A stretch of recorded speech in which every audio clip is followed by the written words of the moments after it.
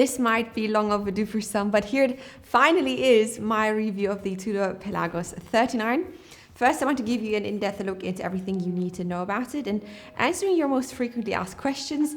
But at the end, I would also like to add my, 5 or 2 cents to it, because there are some issues here that I don't feel get talked about enough. So let's get started. So today I'm going to cover the following and then some, like, how does it wear on different size wrists? How does grade 2 titanium feel and how well does it work in an everyday situation? How does it compare to a Black Bay 58 or a Pelagos 42? And is it even somehow close to a no-date Submariner?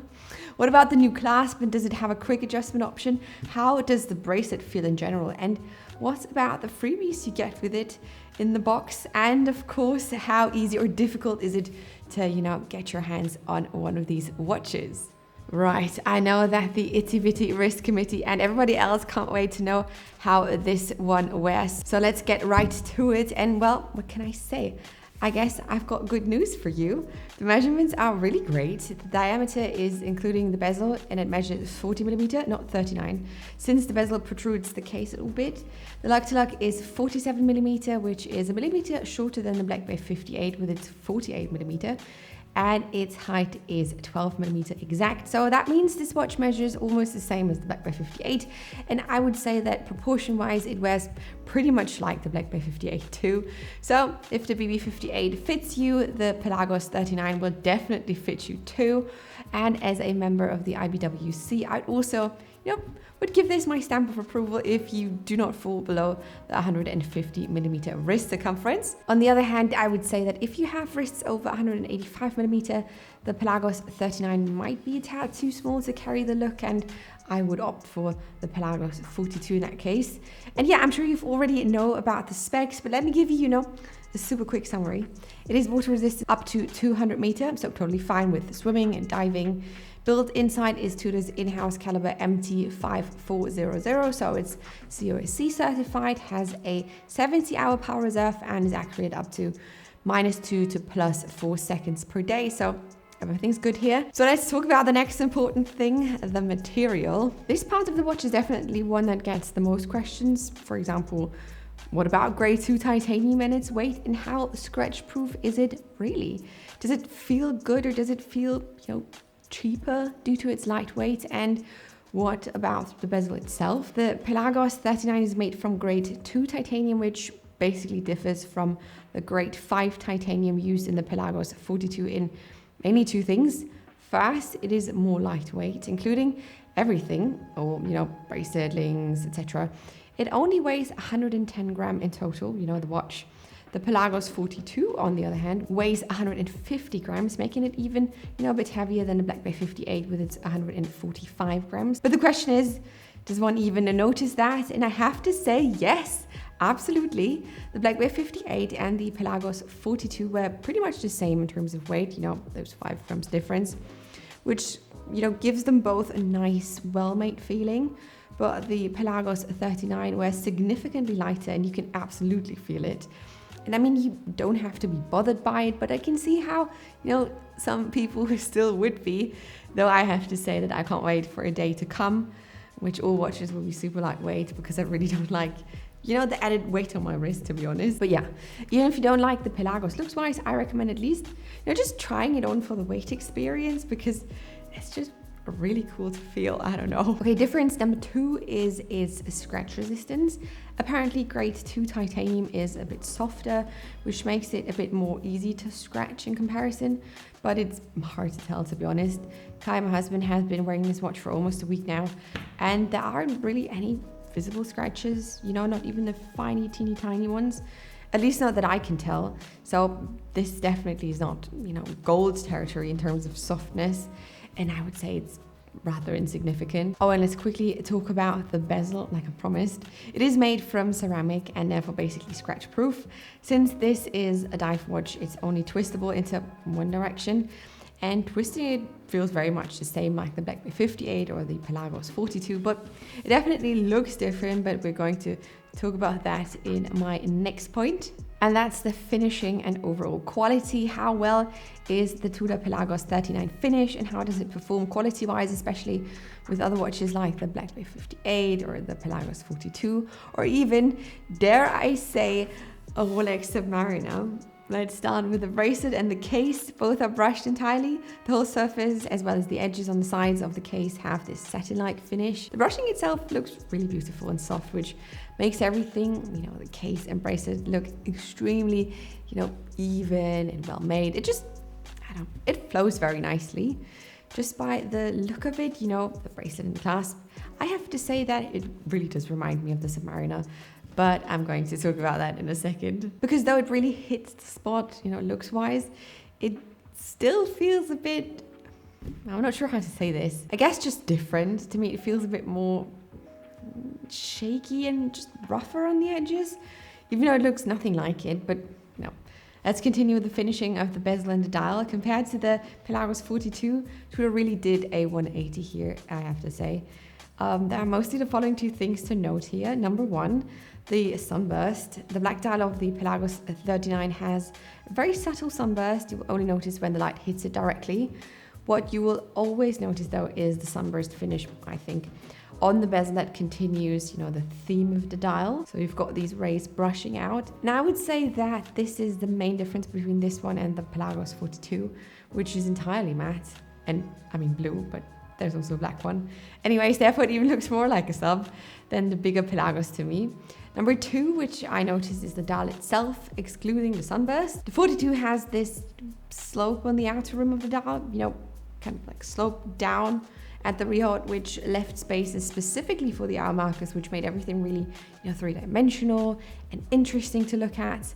The 42 definitely has what I would call, a more dynamic dial, but the new Pelagos 39 neither has a slope nor special spaces for its hour markers, which makes the dial way more flatter looking and more minimalistic.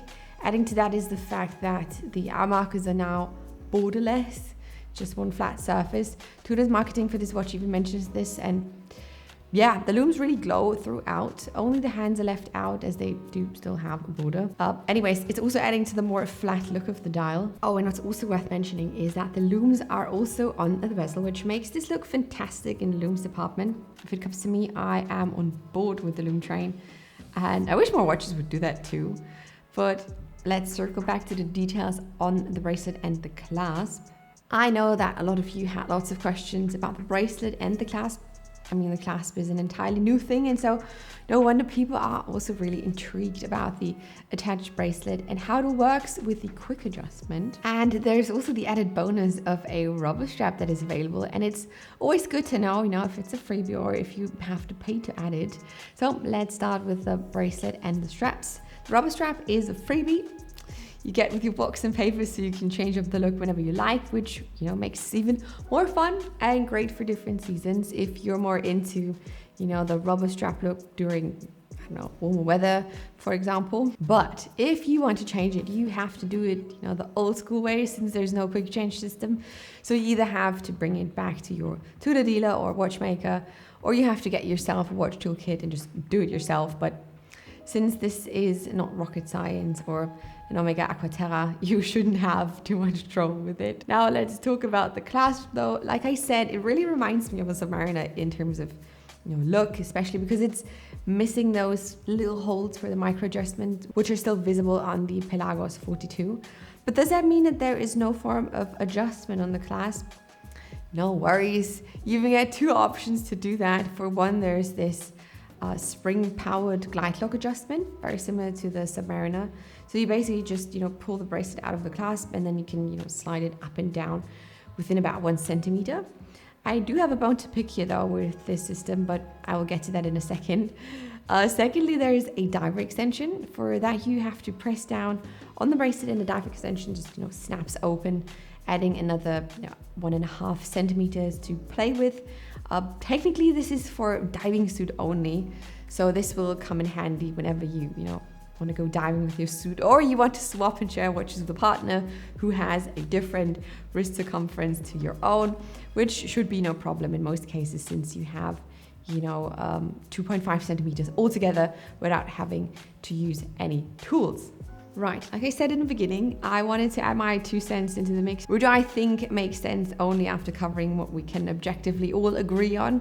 So let me give you my quick rundown of what I like and dislike about this watch. Let's start with the good stuff. I would say that all in all, the Pelagos 39 is objectively a great watch. It is a watch that I would say works on most, people's wrists, not only just size-wise, but also because it just looks the way it looks. It is sporty, but not too sporty, thanks to the sunburst and the smooth finishing. It can look rather elegant, but in a casual way. And I can also see it working with lots of different outfits and just overall occasions. I'm also a big fan of lightweight watches. And since the 42mm Pelagos was way too big for me, the Pelagos 39 is now offering smaller wrists, the more comfortable option to enjoy a lightweight watch made from titanium by Tudor. And yeah, I mentioned the finishing, but I have to say it again, it looks really smooth and beautiful, and really like how it plays with the darker grey of the grade 2 titanium and the black dial. It's a stunning color combo, and the option to quick adjust the bracelet length is always a big win, and something I would have loved on my Black Bay 58, for example. Price-wise, I don't see a big problem either. Here in Germany, it costs about 4,110 euro, which I think is an okay price considering everything you get. But let's get to the things I'm personally not a big fan of. Adrian mentioned this in his video too, and I have to agree that the marketing for this watch is pretty confusing. Not that it affects the watch in itself in any way, but we all know that watches like that aren't worn because of their specs only. We always associate some type of feeling with it, and the marketing clips from Tudor are very, lifestyle, fashion, brand-like, and not at all what I would expect to be associated with Tudor. But I guess the point was to market this, smaller Pelagos as a unisex watch, which I think is great in theory, don't get me wrong. But I don't know, I think making the lady dive in her evening gown and all that bisexual lighting just was a bit too much. I don't know, I would have done it differently, I guess. Anyways, the second issue I have is something that did not affect me personally, but I still think it's super annoying. And something to look out for. And that is the issue with the quick adjustment on the clasp. So maybe that opening a Tudor clasp is a bit different. You pull it up from the outside and not the inside. And while I did not have an issue, my husband Kai pretty much always pulled out the quick adjustment when opening the clasp, when he wanted to show it someone or take it off. So every time he wanted to put it back on, he had to clip back the bracelet back to his preferred size before closing it again. And I don't know if it's a difference in fine motor skills or not, but it should not pop open like that. And I would be, really interested to know if anyone else out there has the same issues, or if it's, I don't know, just bad luck with that model. My last issue, which again is very subjective, is about the look in general. Though I think it looks great, I don't think this is the hottest watch to be released in 2022. The more minimalist approach with the dial and hour markers and everything still looks balanced, but I do miss the more dynamic features that I loved about the Pelagos 42. The Pelagos 39 looks, I don't know, a little bit like a wallflower next to its bigger brother, and I don't know, just in general, everything looks trimmed and dialed down without me seeing the real benefits of doing that. I guess that makes it a more wearable watch, but it also makes it a bit more boring to me, to be honest. Don't get me wrong, it still very much feels like heavy fan service from Tudor, which is great. But yeah, fingers crossed Tudor isn't doing like a Game of Thrones season 8 thing with their next watches. Oh, and I also wanted to add something about the availability of this watch too, like I promised. I can only speak for Central Europe here, but I can imagine it might be very similar to other places too. So far, ADs here in Germany like to give you the feeling that this one is super difficult to get, which is a huge part of Tudor's and Rolex's marketing, of course. But we just went to Italy for a little road trip last week, and almost all Tudor ADs we visited had a Pelagos 39 ready to buy if you wanted it to. As well as a couple of Black Bay 58s. You had the Black Bay Tudor, the Panda Chrono. So yeah, I guess it's not that difficult after all. So I would recommend not paying over retail for this one, and maybe just, you know, wait for a couple of weeks if it's not immediately available to you. And yeah, that is all I have for you today. I really hope you enjoyed this review. Now you know everything there is to know about the Pelagos 39, and you know if this is a great buy for you or not. If you have enjoyed this video, make sure to give it a thumbs up, and if you want to see more reviews like that, I recommend subscribing to my channel. So I will see you in my next video. Until next time, bye.